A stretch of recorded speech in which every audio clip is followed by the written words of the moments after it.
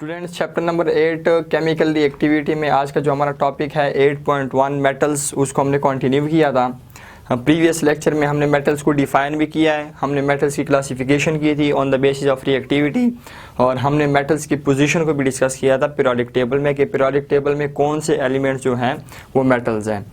तो आज का जो हमारा लेक्चर है वो मेटल्स की हमने प्रॉपर्टीज़ को डिस्कस करना है। प्रॉपर्टीज़ हमारे पास दो टाइप्स की होती हैं, एक फिजिकल प्रॉपर्टीज़ हैं, सेकंड केमिकल प्रॉपर्टीज़ हैं।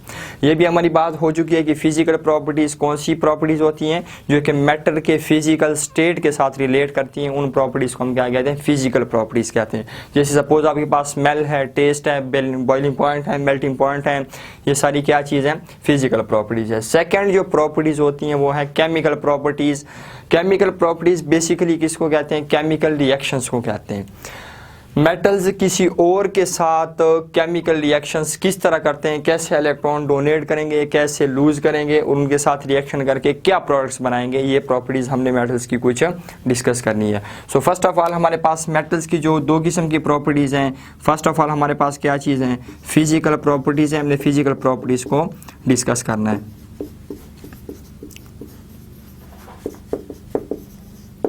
तो देखें फिजिकल प्रॉपर्टीज में फर्स्ट ऑफ ऑल हम बुक से देखते हैं क्या चीज़ है। पहली प्रॉपर्टी जो है ऑलमोस्ट ऑल मेटल्स और सॉलिड्स। जैसे मैंने अभी बात की है कि फिजिकल प्रॉपर्टीज़ वो प्रॉपर्टीज़ होती हैं जो कि मैटर के फिजिकल स्टेट के साथ रिलेट करती हैं। अब जो देखें हमारे पास पहली जो प्रॉपर्टी आ गई है वो क्या चीज़ है, तकरीबन जितने भी मेटल्स हैं सारे के सारे क्या चीज़ हैं, सॉलिड्स हैं, लेकिन सिर्फ एक मेटल के अलावा क्या चीज़ है, मरकरी। और मरकरी क्या चीज़ है हमारे पास, वो लिक्विड फॉर्म में होता है। बाकी तकरीबन जितने भी मेटल्स हैं सारे के सारे किस स्टेट में होते हैं, सॉलिड स्टेट में होते हैं। सेकंड हमारे पास they have high melting and boiling points except alkali metals. Second हमारे पास क्या चीज़ कह रहे हैं कि इनके जो मेल्टिंग पॉइंट्स होते हैं, इनके बॉइलिंग पॉइंट्स होते हैं, वो क्या चीज़ होते हैं, वो बहुत ज़्यादा हाई होते हैं एक्सेप्ट अल्कली मेटल्स के। अल्कली मेटल्स कौन से हैं, ग्रुप नंबर 1 के जो मेटल्स हैं, यहाँ पे मैं लिख देता हूँ, ग्रुप नंबर 1 में जितने भी एलिमेंट्स हैं उनको हम क्या कहते हैं, अल्कली मेटल्स। ए मीन्स अल्कली और एम मीन्स मेटल। तो ग्रुप नंबर 1 के जो मेटल्स हैं उनको हम क्या कहते हैं, अल्कली मेटल्स। इनके जो मेल्टिंग पॉइंट्स और बॉइलिंग पॉइंट्स होते हैं वो थोड़े से लो होते हैं एज़ कम्पेयर टू बाकी मेटल्स। ठीक है, तो जितने भी मेटल्स हैं मेल्टिंग पॉइंट बॉइलिंग पॉइंट बहुत ज़्यादा हाई होते हैं। उसकी रीज़न क्या है, क्योंकि मेटल्स के हमारे पास हमेशा आयोनिक बॉन्ड बनाते होते हैं और आयोनिक बॉन्ड को ब्रेक करना बहुत ज़्यादा मुश्किल होता है क्योंकि वो बहुत ज़्यादा स्ट्रॉन्ग बॉन्ड होता है, और जितना बॉन्ड ज़्यादा स्ट्रॉन्ग होगा उतनी ही उसको ब्रेक करने के लिए एनर्जी ज़्यादा सप्लाई करनी पड़ेगी। सो ये सिंपल हमारे पास एक रीज़न है कि मेटल्स के मेल्टिंग पॉइंट और बॉइलिंग पॉइंट क्या होते हैं, बहुत ज़्यादा हाई होते हैं। लेकिन एक्सेप्शन केस दिया हुआ है कि अल्कली मेटल्स क्या होते हैं, उनके थोड़े से लो होते हैं। क्लियर। तीसरी जो हमारे पास प्रॉपर्टी है, they possess metallic lustre and can be polished. तीसरी प्रॉपर्टी इसमें क्या होता है, मेटालिक लस्टर, मतलब कि इनकी थोड़ी सी चमक भी होती है, मेटालिक लस्टर चमक को कहते हैं, और इनको हम पॉलिश भी कर सकते हैं, मतलब इसके ऊपर आप कोई भी पेंट वगैरह कर सकते होते हैं। ठीक। Property number 4, they are malleable and ductile. पहले हम मेलिएबिलिटी की बात करते हैं कि मेलिएबल क्या चीज़ होता है। मेलिएबल देखिए आपके पास कोई भी मेटल है और उस मेटल से आप शीट बनाना चाहते हैं। ठीक है, तो सपोज करो आपके पास एक आयरन का रॉड है, इस किस्म का एक रॉड हमारे पास है। अब इस रॉड से आप शीट बनाना चाहते हैं। ठीक है, इस रॉड से शीट बनाना, इस प्रॉपर्टी को हम क्या कहते हैं, मेलिएबिलिटी कहते हैं। क्लियर। किसी भी मेटल से अगर आप शीट बना सकते हैं तो उस प्रॉपर्टी को हम क्या कहते हैं, मेलिएबिलिटी कहते हैं, और उस मेटल्स को हम क्या कहते हैं, ये मेलिएबल है। मीन्स कि इस मेटल से हम शीट्स बना सकते होते हैं। कुछ मेटल्स हैं जो कि मेलिएबल नहीं है, उनसे हम शीट्स नहीं बना सकते हैं। बात क्लियर हो गई।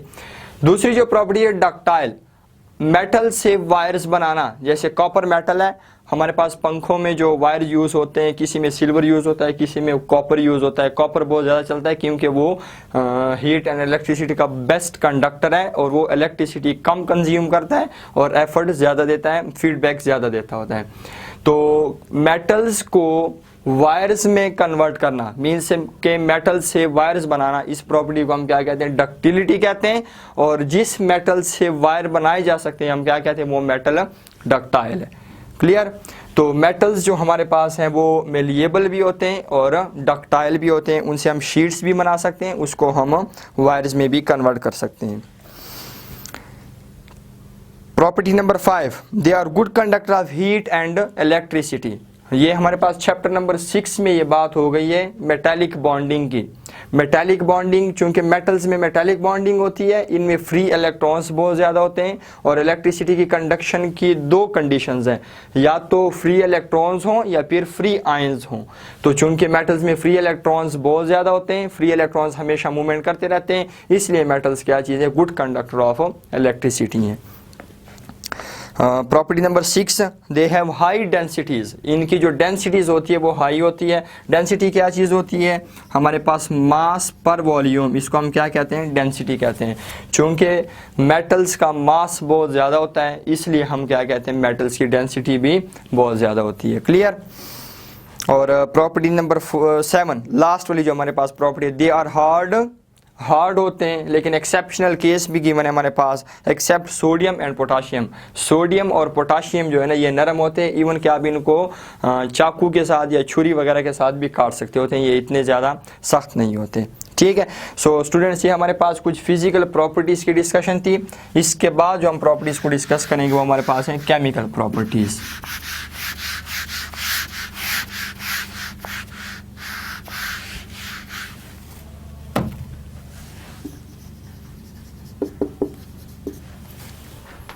केमिकल प्रॉपर्टीज़ में फर्स्ट ऑफ ऑल जो गिवन है, they easily loose electrons and form positive ions. ये जो हमारे पास पहली जो प्रॉपर्टी है, ये तो हमने डेफिनेशन में भी मेटल्स की डिस्कस की थी कि मेटल्स क्या करते होते हैं, हमेशा इलेक्ट्रॉन्स लूज करते हैं, कैटाइंस बनाते हैं, और ये क्या होते हैं, इलेक्ट्रो पॉजिटिव होते हैं। इलेक्ट्रिकली ये क्या चीज़ होते हैं, पॉजिटिव इन नेचर होते हैं। ठीक हो गया। सेकंड जो हमारे पास है, बल्कि पहला जो हमारा पॉइंट है, easily loose electrons and form positive ions. Chemical properties में ये पहला पॉइंट है, इलेक्ट्रॉन बहुत ज़्यादा जल्दी लूज़ करेंगे। इलेक्ट्रॉन लूज़ करने के रिजल्ट में क्या चीज़ आता है, पॉजिटिव चार्ज आता है, और पॉजिटिव चार्ज मीन्स के कैटाइंस बनाते हैं, और ये क्या चीज़ होते हैं, इलेक्ट्रोपॉजिटिव इन नेचर होते हैं। सेकंड जो हमारा पॉइंट है, they readily react with oxygen to form basic oxides. Oxygen के साथ बहुत ज़्यादा जल्दी रिएक्शन करते हैं और बेसिक ऑक्साइड्स बनाते हैं। हम कोई भी एक एग्जांपल देख लेते हैं। सपोज़ हमारे पास जो है ऑक्सीजन है, सोडियम है, ऑक्सीजन के साथ रिएक्शन कर रहा है, क्या चीज़ बना रहा है हमारे पास, Na2 साथ हमारे पास ऑक्सीजन, सोडियम ऑक्साइड बना रहा है, नॉर्मल ऑक्साइड बना रहा है। रिएक्शन कैसे हो रहा है, हमारे पास ऑक्सीजन है, ऑक्सीजन के आउटर मोस्ट शेल में 6 इलेक्ट्रॉन्स हैं। क्लियर। 2 लोन पेयर हैं और 2 हमारे पास अनपेयर हैं। 2 हमारे पास सोडियम आ जाएंगे, एक सोडियम हमारे पास, दूसरा हमारे पास सोडियम। क्लियर। अब सोडियम के आउटर मोस्ट शेल में कितने इलेक्ट्रॉन्स हैं, 1 इलेक्ट्रॉन है। सोडियम के आउटर मोस्ट शेल में कितने इलेक्ट्रॉन्स हैं, 1 इलेक्ट्रॉन्स है। अब ये जो सोडियम है, ये भी अपना इलेक्ट्रॉन डोनेट करेगा, ये सोडियम भी अपना इलेक्ट्रॉन क्या कर लेगा, डोनेट कर लेगा। हमारे पास कौन सा बॉन्ड बन जाएगा, आयोनिक बॉन्ड इधर भी बन जाएगा, ये भी हमारे पास आयोनिक बॉन्ड बन जाएगा। अब सोडियम जब एक इलेक्ट्रॉन आउटर मोस्ट शेल का डोनेट करता है, इनर शेल में इसके 8 इलेक्ट्रॉन्स कंप्लीट हैं। सो सोडियम क्या हो जाएगा, इसके इलेक्ट्रॉनिक कन्फिग्रेशन नोबल गैस जैसी बन जाएगी, स्टेबल हो जाएगा। ये भी सोडियम, इसका भी हमारे पास सेम यही केस होता है, जिस तरह ये सोडियम है। ऑक्सीजन के पास 6 मौजूद थे, 2 इलेक्ट्रॉन इसने दोनों सोडियम से गेन कर लिए, इसका भी ऑक्टेट कंप्लीट हो गया। सो हमारे पास स्टेबल सोडियम ऑक्साइड बन जाएगा, और ये हमारे पास क्या चीज़ है, बेसिक ऑक्साइड्स हैं। मीन्स के नेचर क्या है, इसकी बेसिक है। प्रॉपर्टी नंबर 3 हमारे पास, they usually form ionic compounds with non metals. Non metals के साथ ये हमेशा क्या काम करते होते हैं, आयोनिक कंपाउंड्स बनाते होते हैं, आयोनिक बॉन्ड बनाते हैं। जैसे आपके पास ऑक्सीजन है, देखिए ये हमारे पास क्या चीज़ है, ये नॉन मेटल है, और नॉन मेटल के साथ इसने आयोनिक बॉन्ड बनाया हुआ है। मीन्स के सोडियम ने अपना इलेक्ट्रॉन कंप्लीटली ऑक्सीजन को ट्रांसफर किया हुआ है। Complete transfer of electron from one atom to another के रिजल्ट में क्या बनता है, आयोनिक बॉन्ड बनता है। जिस कंपाउंड में आयोनिक बॉन्ड होगा उसको हम क्या कहते हैं, आयोनिक कंपाउंड कहते हैं। ठीक। इसी तरह आप मैग्नीशियम क्लोराइड की एग्जांपल ले लें, MgCl2। इसमें क्या चीज़ होता है हमारे पास, मैग्नीशियम है। आप देख लें, मैग्नीशियम के आउटर मोस्ट शेल में कितने इलेक्ट्रॉन्स हैं, 2 इलेक्ट्रॉन्स हैं। हमारे पास एक क्लोरीन है, इसके आउटर मोस्ट शेल में 7 इलेक्ट्रॉन्स हैं। दूसरा क्लोरीन है हमारे पास, इसके भी 7 इलेक्ट्रॉन्स हैं। मैग्नीशियम के इनर शेल में 8 इलेक्ट्रॉन्स पूरे हैं, बात क्लियर। आउटर मोस्ट में 2 इलेक्ट्रॉन्स हैं, इसके 7 है। कितनी की रिक्वायरमेंट है ऑक्टेट के लिए? 1 की रिक्वायरमेंट है। मैग्नीशियम अपना इलेक्ट्रॉन डोनेट कर देता है क्लोरीन को, इसका क्या हो जाएगा? ऑक्टेट कंप्लीट हो जाएगा। यह मैग्नीशियम अपना दूसरा इलेक्ट्रॉन भी दूसरे क्लोरीन को डोनेट कर देता है, इसका भी ऑक्टेट पूरा हो जाएगा, इसका भी ऑक्टेट पूरा हो जाएगा। मैग्नीशियम 2 इलेक्ट्रॉन लूज करने के बाद इसके इनर शेल में 8 इलेक्ट्रॉन्स पूरे हैं, इसका भी ऑक्टेट कंप्लीट हो जाएगा। सबके सब नोबल गैस जैसे इलेक्ट्रॉनिक कन्फिग्रेशन को गेन कर लेंगे, हमारे पास स्टेबल आयोनिक कंपाउंड बन जाएगा। क्यों? क्योंकि हमारे पास complete transfer of electron from one atom, magnesium से हो रहा है किसमें? क्लोरीन में। मैग्नीशियम से हो रहा है किसमें? क्लोरीन में। आयोनिक बॉन्ड बनते हैं, आयोनिक बॉन्ड के रिजल्ट में जो कंपाउंड बनता है उसको हम क्या कहते हैं? आयोनिक कंपाउंड कहते हैं। लास्ट जो हमारे पास प्रॉपर्टी है, दे हैव मेटालिक बॉन्डिंग। ये इस बात को हमने चैप्टर नंबर 6 में मेटालिक बॉन्डिंग में बहुत डिटेल से डिस्कस किया हुआ कि मेटल्स हमेशा कौन सा बॉन्ड बनाते होते हैं? मेटालिक बॉन्डिंग इसमें होती है मेटल्स में। सो स्टूडेंट्स, ये हमारे पास मेटल्स की कुछ प्रॉपर्टीज़ थे, फिजिकल प्रॉपर्टीज़, केमिकल प्रॉपर्टीज़। इंशाल्लाह हमारा जो नेक्स्ट लेक्चर होगा वो इलेक्ट्रोपॉजिटिव कैरेक्टर का होगा। इंशाल्लाह नेक्स्ट लेक्चर में डिटेल से बात करेंगे उसके बारे में।